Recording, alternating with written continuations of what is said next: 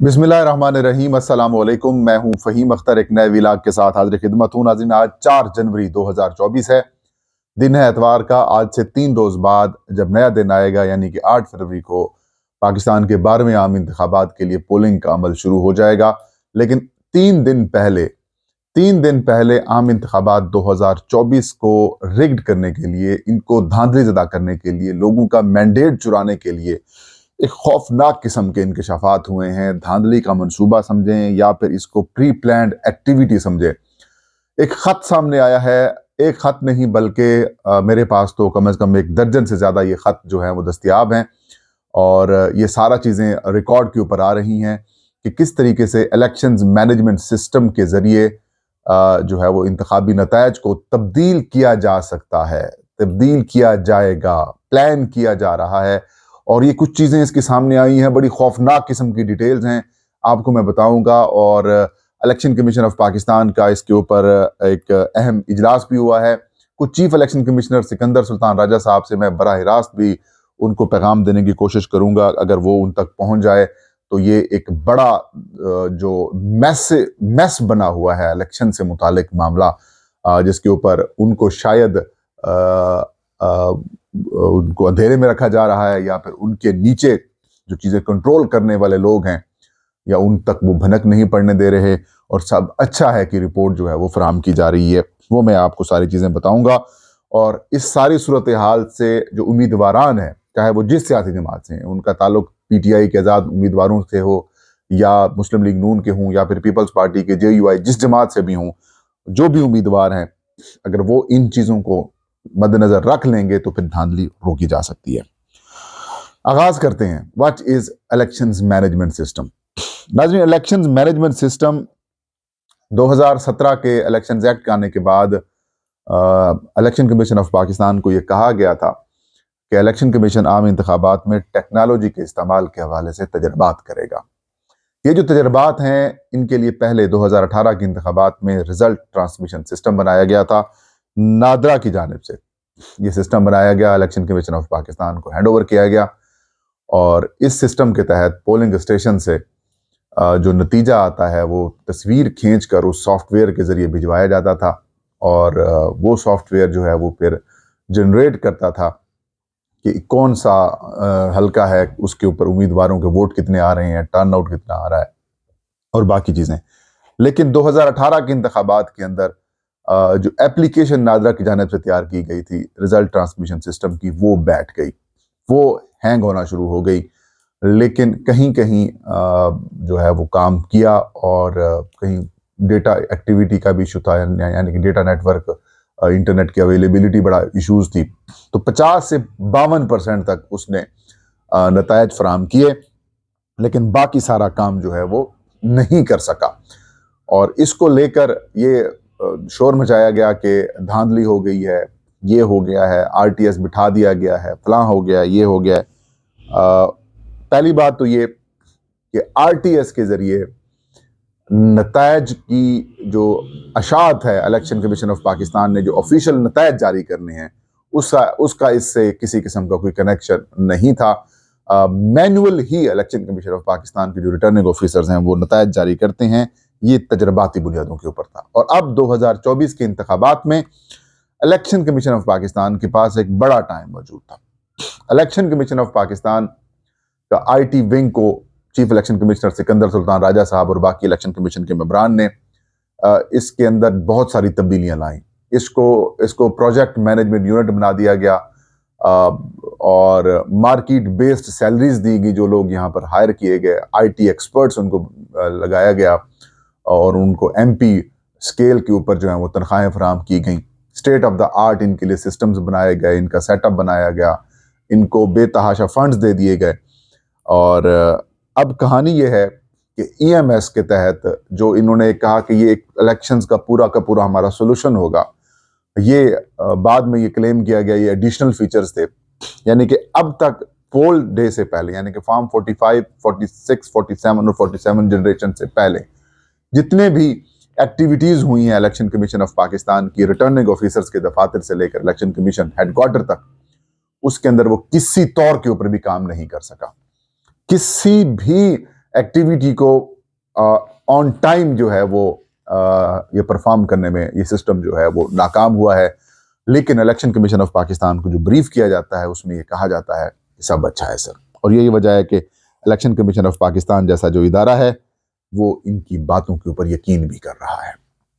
خیر، اب کیونکہ 2024 آ رہا ہے، 2024 کے الیکشنز کو صرف 3-4 دن رہ چکے ہیں، تو ایسے میں گزشتہ روز الیکشن کمیشن آف پاکستان کے جو PMU ونگ ہے انہوں نے ایک 5ویں موک ایکسرسائز کی ہے الیکشنز مینجمنٹ سسٹم کی.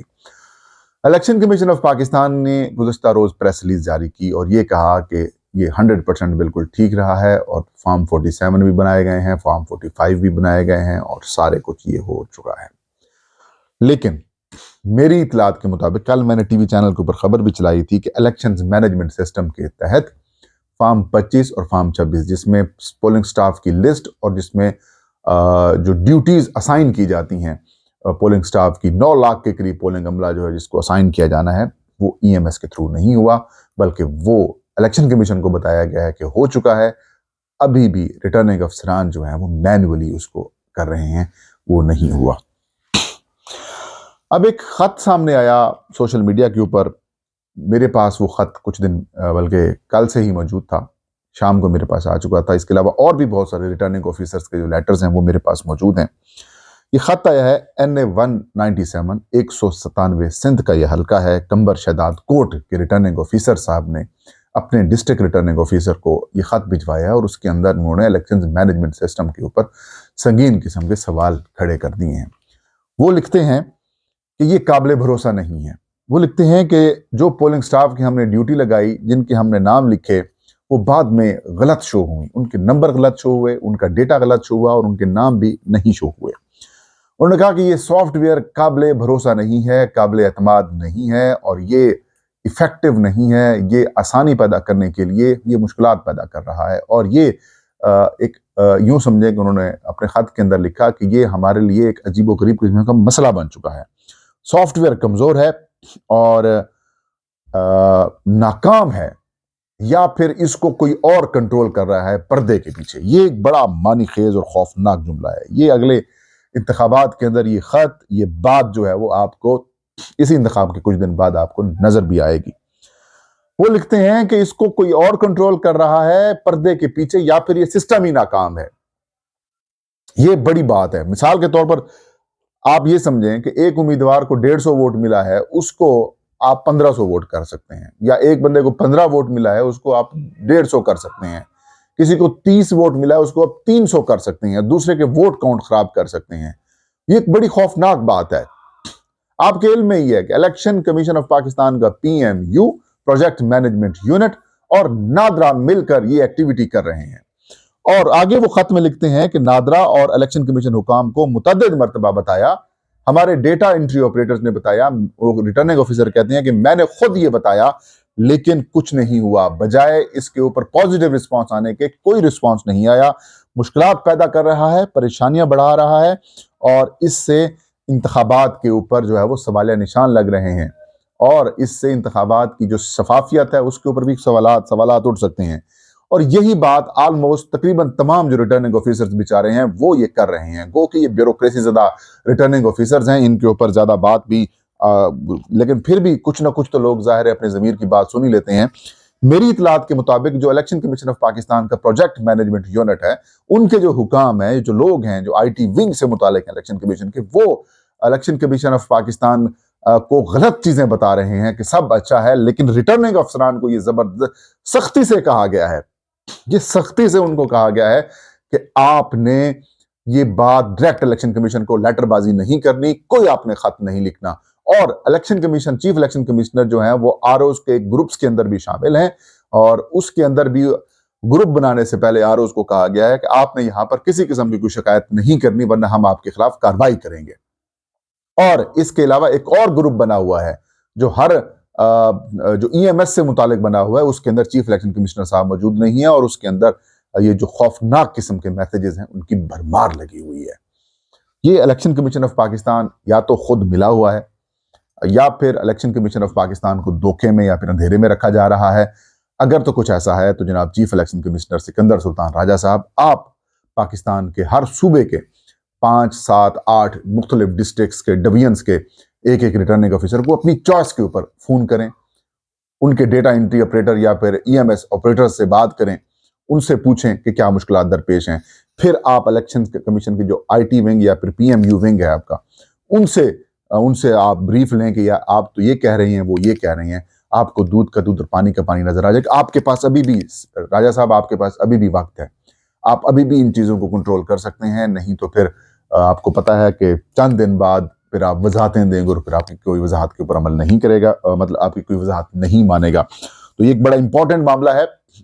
لیکن ایک انٹرسٹنگ بات یہ ہے کہ اگر جس بھی سیاسی جماعت کے امیدواران ہیں وہ فارم 45 جو پولنگ سٹیشن کے اوپر پریزائڈنگ آفیسرز کاؤنٹنگ کرنے کے بعد، پولنگ ایجنٹس کی نگرانی کے اندر کاؤنٹنگ کرنے کے بعد جو فارم 45 آپ کو دیں گے، وہ آپ نے سنبھال کے رکھنے ہیں. وہ آپ کا ڈاکومنٹ ہے، اوریجنل ڈاکومنٹ وہی ہے. باقی جو ڈیٹا یہ فیڈ کرتے رہیں لیکن وہ ڈیٹا آپ کا اپنا ہے. وہ اپنے تمام فارم 45 سنبھال کے رکھنے ہیں، کیونکہ الیکشن کمیشن آف پاکستان ابھی بھی مینول ہی نتائج جو جاری کرے گا وہی ایکسیپٹیبل ہیں. RMS ہو یا پھر EMS ہو، وہ ایکسیپٹیبل نہیں ہوں گے ایز سچ. جتنا یہ جو مینول طریقے سے ہونے والے فارمز ہیں یہ آپ کو ایکسیپٹ کروائیں گے. تو تمام امیدواران جو ہیں وہ اپنی جو ٹیم ہے، جو پولنگ ایجنٹس کی، جو اپنے آپ کے ورکرز ہیں، وہ ڈیٹا اکٹھا کریں فارم 45 کا. پھر آپ جتنی بھی یہ دھاندلی کرتے رہیں، یہ دھاندلی آپ نہیں روک سکتے، مطلب دھاندلی یا جتنی بھی کرتے رہیں آپ کا کچھ نہیں بگاڑ سکتے، اور آپ بآسانی اپنے جو ووٹرز ہیں، وہ جو ووٹس ہیں، آپ ان کا تحفظ کر سکتے ہیں. یہ تھا آج کا ویلاگ. فہیم اختر کو اجازت دیجیے. اللہ ہم سب کا حامی ناصر ہو.